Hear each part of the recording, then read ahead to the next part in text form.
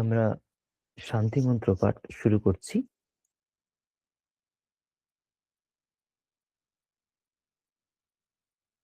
শ্রী গুরুভ্যো নমঃ।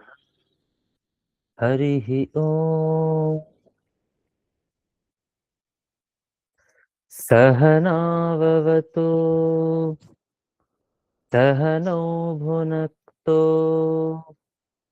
সহ বীর্যং করবাবহৈ तेजस्विनावधीतमस्तु मा विद्विषावहै। ॐ शान्ति शान्ति शान्तिः। शन्नो मित्रः शं वरुणः शन्नो भवत्वर्यमा शन्न इन्द्रो बृहस्पतिः शन्नो विष्णुरुरुक्रमः। नमो ब्रह्मणे नमस्ते वायो त्वमेव प्रत्यक्षं ब्रह्मासि त्वामेव प्रत्यक्षं ब्रह्म वदिष्यामि ऋतं वदिष्यामि सत्यं वदिष्यामि तन्मामवतु तद्वक्तारमवतु अवतु माम् अवतु वक्तारम्। ॐ शान्ति शान्ति शान्तिः। भद्रं कर्णेभिः शृणुयामदेवा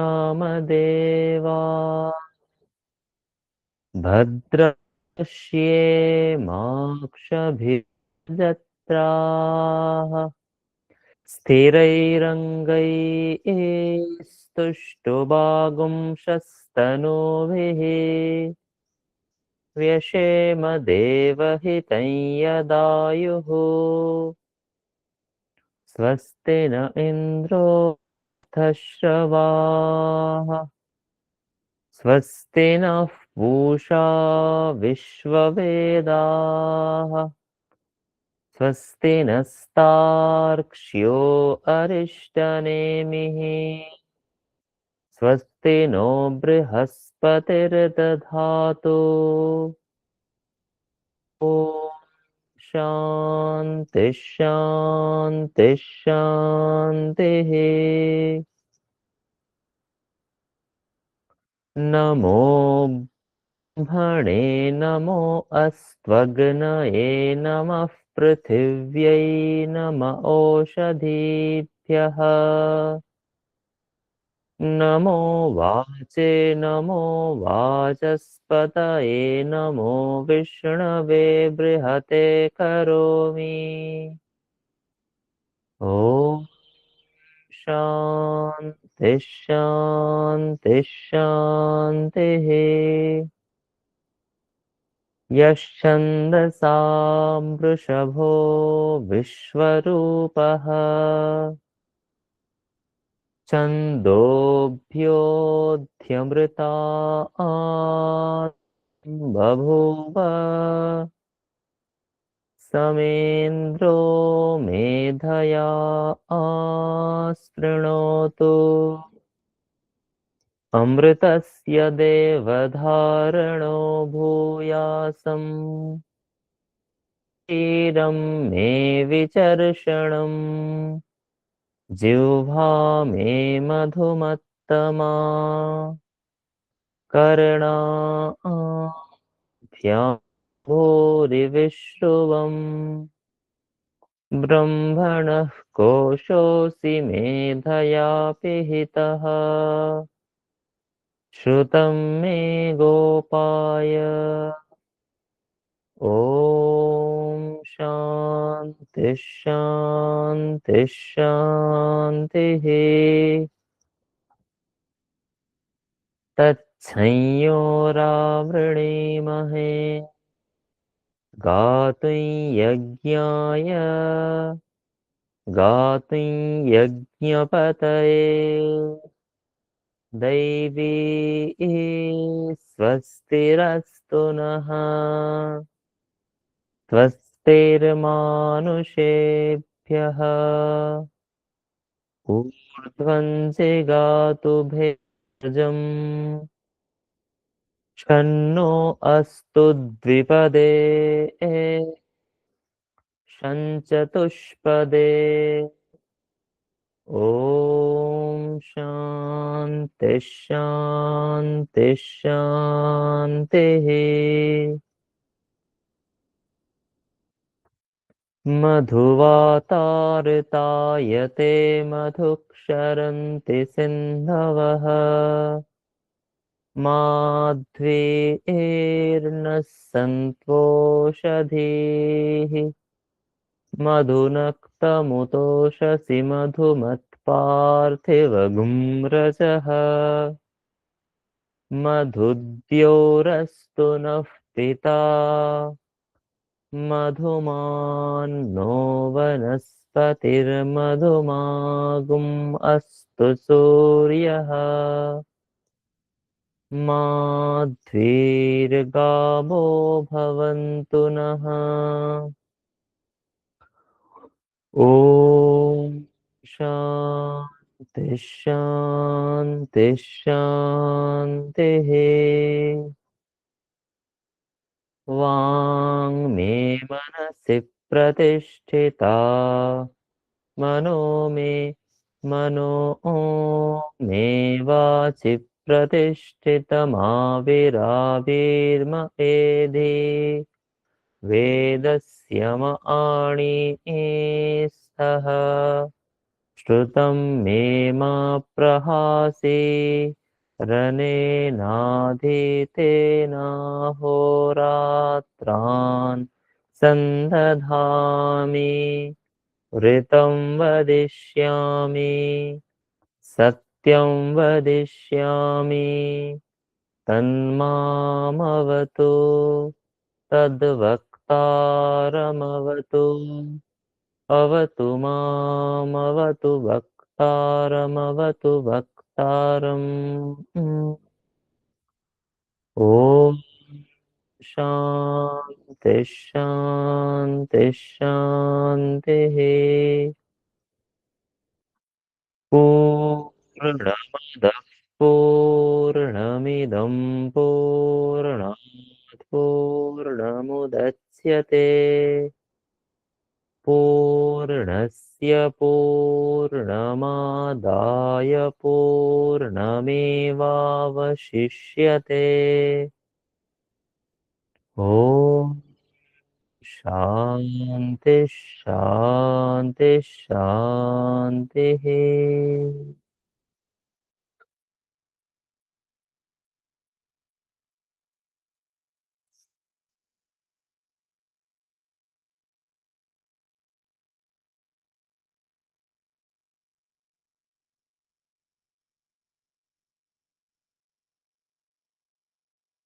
শ্রীমদ্ভগবদ্গীতা পঞ্চম অধ্যায়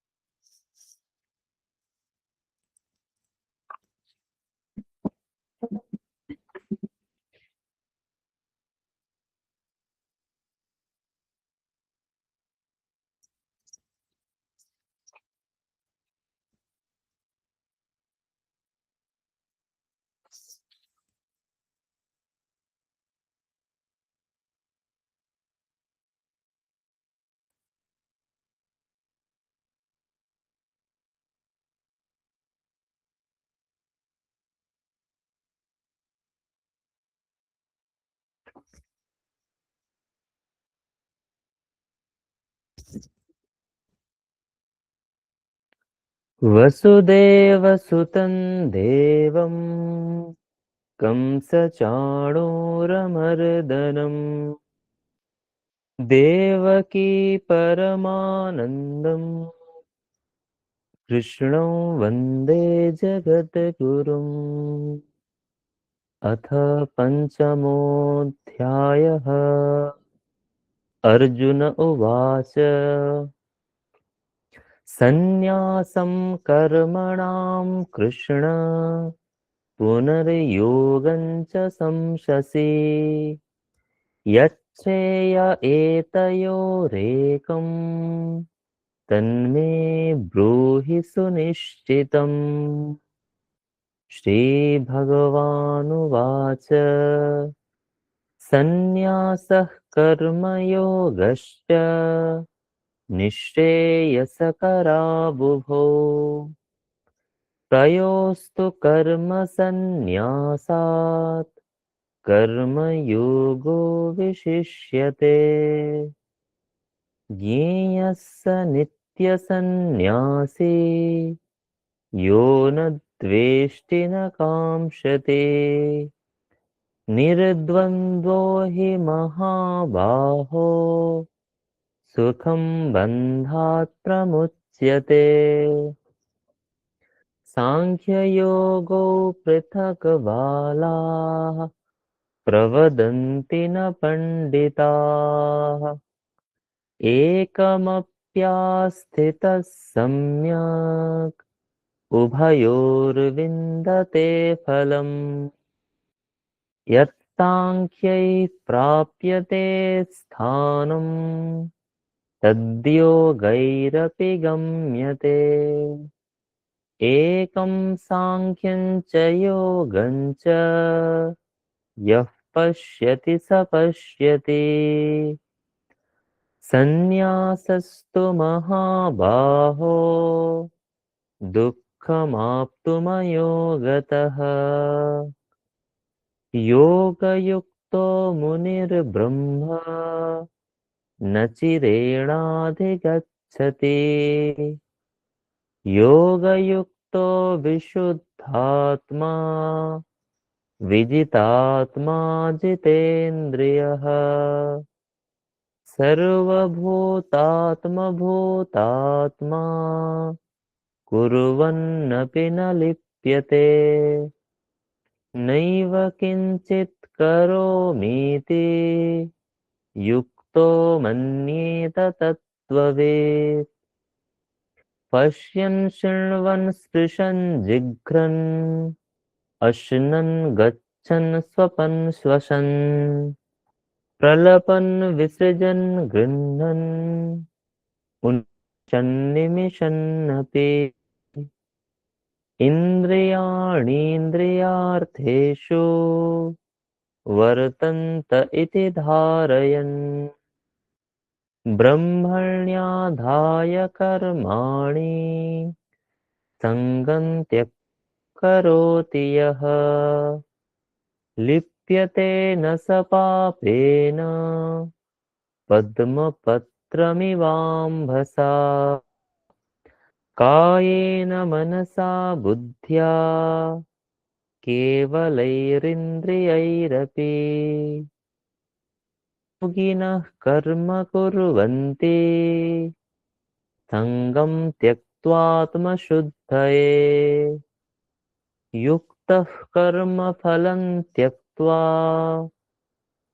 शान्तिमाप्नोति नैष्ठिकीम् अयुक्तः कामकारेण फले सक्तो निबध्यते सर्वकर्मा मनसा सन्न्यस्यास्ते सुखं वशी नवद्वारे पुरे देहि नैव कुर्वन्न कारयन्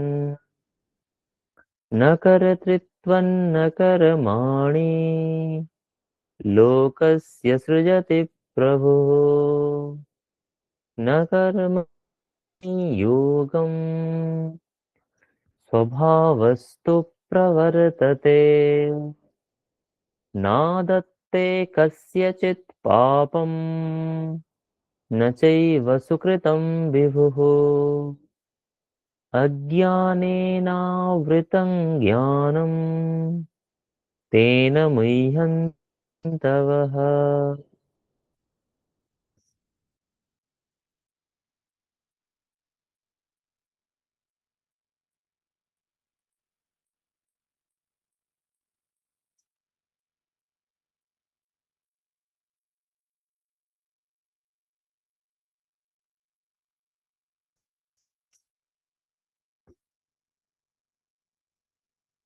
শুনুন, শ্রীমদ্ ভগবত চতুর্থ অধ্যায়ের 25 নম্বর শ্লোক। শ্লোকটি পাঠ করছি। दैवमेवापरे यज्ञम् योगिनः पर्युपासते ब्रह्माज्ञावपरे यज्ञम् यज्ञेनैवोपजुह्वति। আরেকবার পাঠ করছি। दैवमेवापरे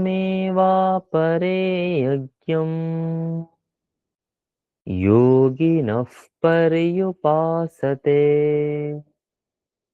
ब्रह्माज्ञावपरे यज्ञम् यज्ञेनैवोपजुह्वति।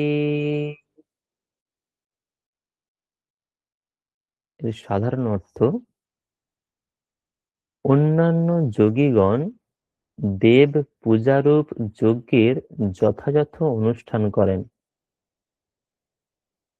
এবং অন্য কোন যোগী পরব্রহ্ম পরমাত্মারূপ অগ্নিতে অভেদ দর্শনরূপ যজ্ঞের দ্বারা আত্মরূপ যজ্ঞের আহুতি প্রদান করেন। একটু বিস্তৃতভাবে প্রাসঙ্গিক কিভাবে হবে সেই অর্থটা আমরা দেখব। গত প্রার্থনাতে আমরা আলোচনা করেছিলাম একটি সুন্দর শ্লোক। সেখানে ব্রহ্মজ্ঞানী বা কর্মযোগী, যিনি মুক্ত, যার জ্ঞান হয়ে গেছে, তার কেন কর্ম ফল প্রসব করে না, তার সমস্ত কর্ম কেন নষ্ট হয়ে যায়, সেই প্রসঙ্গে আলোচনা হয়েছিল। ব্রহ্মার্পণম ব্রহ্মহবির ব্রহ্মাগ্নৌ ব্রহ্মণাহুতম ব্রহ্মৈব তেন গন্তব্যম ব্রহ্মকর্ম সমাধিনা। এখানে যজ্ঞের প্রতিকৃতিতে অর্থাৎ যজ্ঞের স্বরূপে সমস্ত কিছুকে ব্রহ্ম বলা হয়েছিল। অর্থাৎ যিনি ব্রহ্মজ্ঞানী, যিনি মুক্ত হয়ে গেছেন, তার সর্বভূতে ঈশ্বর দর্শন হয়, সমস্ত কিছুতেই তার ব্রহ্ম দর্শন হয়। এবং শুধু দর্শন হয় নয়, তিনি যজ্ঞ যদি করে থাকেন, তার সমস্ত কিছুই সেখানে যজ্ঞের ক্ষেত্রেও ব্রহ্ম বলে মনে হয় বা ব্রহ্ম প্রকৃতপক্ষে হয়। অর্থাৎ যজ্ঞের ক্ষেত্রে যদি কেউ যজ্ঞ করতে শুরু করে, যজমান, তিনিও ব্রহ্ম হয়ে যান।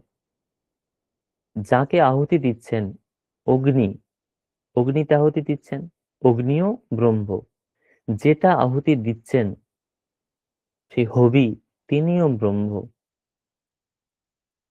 সেই হবি যে পাত্রের দ্বারা আহুতি দিচ্ছেন, অর্পণম বলা হয়েছে ওখানে, সেই পাত্রও ব্রহ্ম।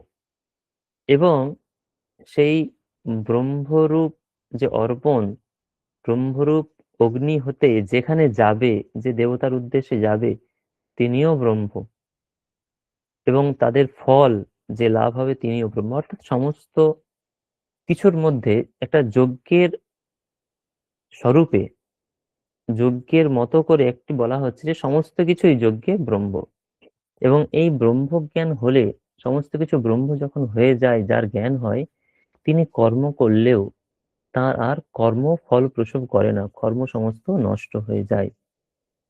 সেই প্রসঙ্গেই এই শ্লোকটি আমাদের বুঝতে হবে যে যার সম্যক দর্শন হয়েছে, যার ব্রহ্মজ্ঞান হয়েছে, তার ক্ষেত্রে যজ্ঞের ধারণাটা পুরো বদলে যায়। যজ্ঞ মানে আসলে ব্রহ্মজ্ঞান হয়ে যায়, ব্রহ্ম দর্শন হয়ে যায়। উপনিষদে আছে, সর্বম খলবিদম ব্রহ্ম, সমস্ত কিছুই ব্রহ্ম। ঠিক এই জ্ঞানটাই যিনি ব্রহ্মজ্ঞানী তার হয়। এখানে বলা হচ্ছে, এই শ্লোকে প্রকৃতপক্ষে আমরা যে শ্লোকটা আলোচনা করছি, দৈবমেবা পরে যজ্ঞম যোগিনঃ পর্যুপাসতে। দৈবযজ্ঞ, দৈবযজ্ঞ বলতে যারা সাধারণ যোগী, তারা দেবতার উদ্দেশ্যে যজ্ঞ করে। আমরাও যদি যজ্ঞ করি, তাহলে বিভিন্ন দেবতার উদ্দেশ্যে, ইন্দ্র, বিষ্ণু, বরুণ, দেবতা আছে অনেক আরো, বৈদিক দেবতা, তাদের উদ্দেশ্যেই যজ্ঞ সম্পাদন করা হয়ে থাকে, বৈদিক যজ্ঞ বা স্মার্ত যজ্ঞ। কিন্তু যার ব্রহ্মজ্ঞান হয়ে গেছে, যিনি কর্মযোগী, তার ক্ষেত্রে এই যজ্ঞের স্বরূপটা একটু আলাদা। ওই দুইজন যোগীর কথা বলছে, একজন যোগী যিনি দৈবযজ্ঞ সম্পাদন করে থাকেন, আর একজন যোগী যিনি দৈবযজ্ঞ আপাত দৃষ্টিতে করে থাকেন বলে মনে হয়, কিন্তু আসলে তিনি দৈবযজ্ঞ করেন না, তিনি ব্রহ্মযজ্ঞ করে থাকেন। ব্রহ্মযজ্ঞ মানে, শাস্ত্রীয় দৃষ্টিতে ব্রহ্মযজ্ঞ এটাকে বলা যায় না, কারণ ব্রহ্মযজ্ঞ অন্য অর্থ হয়। এখানে ব্রহ্মরূপ অগ্নিতে আহুতি দিয়ে থাকেন, এরকম অর্থ বলা হচ্ছে। ব্রহ্ম আসলে কি?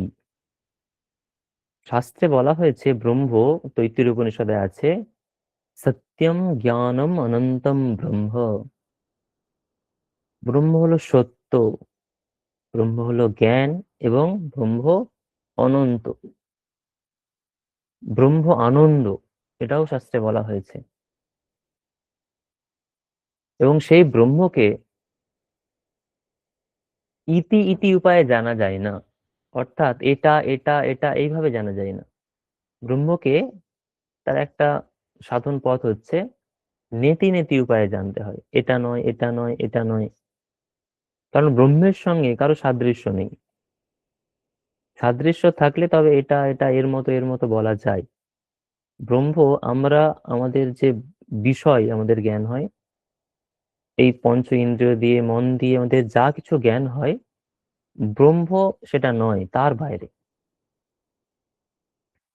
সেই জন্য সেই ব্রহ্মকে নিবৃত্তি মার্গের দ্বারা জানতে হয় বলে শাস্ত্রে বলা হয়ে থাকে, নেতি নেতি। এখানে সেই ব্রহ্মরূপ ব্রহ্মকে অগ্নির সঙ্গে তুলনা করা হচ্ছে, সেই ব্রহ্মই হলো অগ্নি। আগের শ্লোকে আমরা দেখেছি সমস্ত কিছুকে ব্রহ্ম বলা হচ্ছিল, এখানে বলা হচ্ছে ব্রহ্মাগ্ন, ব্রহ্মরূপ যে অগ্নি, যিনি আত্মজ্ঞানী হয়ে গেছেন, তিনি যে অগ্নিতে আহুতি করবেন, সেই অগ্নিও তার কাছে ব্রহ্ম। সেই ব্রহ্ম হলো আসলে আত্মা। আত্মা আর ব্রহ্মের মধ্যে কোনো পার্থক্য নেই। উপনিষদে অনেক বাক্য বলা হয়েছে, তার মধ্যে প্রসিদ্ধ কিছু বাক্য আছে, প্রজ্ঞানম ব্রহ্ম, অয়মাত্মা ব্রহ্ম, তত্ত্বমসি, প্রভৃতি বাক্যগুলো খুব প্রসিদ্ধ, এগুলোকে মহাবাক্য বলা হয়। তাহলে সেই আত্মা আর ব্রহ্ম, তার মধ্যে কোনো পার্থক্য নেই। যিনি ব্রহ্মজ্ঞানী, তার এই আত্মজ্ঞান হয়ে যায়, অর্থাৎ যাতে আহুতি দিচ্ছেন এবং যিনি আহুতি দিচ্ছেন, তার মধ্যে কোনো পার্থক্য নেই, আত্মজ্ঞান হয়ে যায়। আত্মা আর ব্রহ্ম প্রকৃতপক্ষে যেহেতু একই, সেই জন্য তিনি যাতে আহুতি দেন সেটা, এবং যে আহুতি দিচ্ছেন, তার মধ্যে অভেদ দর্শন হয়। তাহলে এই শ্লোকে যেটা বলা হচ্ছে আসলে যে সাধারণ যোগী তারা দেবতার উদ্দেশ্যে যাগ সম্পাদন করে থাকেন। কিন্তু যিনি ব্রহ্মজ্ঞানী তার আসলে ব্রহ্মরূপ অগ্নিতে আত্মজ্ঞান হয়ে থাকে। তিনি যে যজ্ঞটা করেন সেই যজ্ঞটা আসলে যেকোনো কর্মই যদি করেন সেখানেই তার ব্রহ্ম দর্শন হয়ে থাকে। তিনি যদি যজ্ঞ করেন যাতে আহুতি দিচ্ছেন সেই অগ্নির সঙ্গেও তিনি অভেদ দর্শন করেন। যদি আত্মজ্ঞান হয়ে যায় আসলে কি হয় সেটা আমরা বিভিন্ন যোগী বা যারা আত্মজ্ঞানী তাদের অনুভূতি থেকে বুঝতে পারি। সেই জন্য যারা মহাপুরুষ, যারা আত্মজ্ঞানী তাদের জীবনচরিত পাঠ করলে আমরা বুঝতে পারি যে এই যে শাস্ত্রে কথাগুলি বলা হয়েছে যে সমস্ত কিছুই ব্রহ্ম, সর্বভূতে ব্রহ্ম দর্শন হয়, এই কথাগুলি আসলে কথার কথা নয়। আমরা হয়তো আমাদের দৃষ্টিতে এখনো আমাদের সেই জ্ঞান হয়নি, কারণ আমরা সেগুলো বুঝতে পারছি না কি আসলে হয়। কিন্তু শাস্ত্র বলছে সমস্ত যখন ব্রহ্মজ্ঞান হয় তখন সর্বভূতে ব্রহ্ম দর্শন হয়, কারণ ব্রহ্মই একমাত্র জগতে আছে, তিনি সৃষ্টি করেছেন, তিনি সৃষ্টি হয়েছেন। আত্মজ্ঞানীর এই যে অনুভূতিটা হয় সেই অনুভূতিটা এটাই হলো সম্যক দর্শন, অর্থাৎ যথার্থ জ্ঞান। গীতার এই শ্লোকে এবং এই ক্রমশ আগের শ্লোকেও এই কথাটাই বলা হয়েছিল স্পষ্টভাবে। এই শ্লোকেও যজ্ঞের স্বরূপে সেটি আবার পুনরাবৃত্ত হচ্ছে। আমরা আজকের পর্ব এখানেই শেষ করি।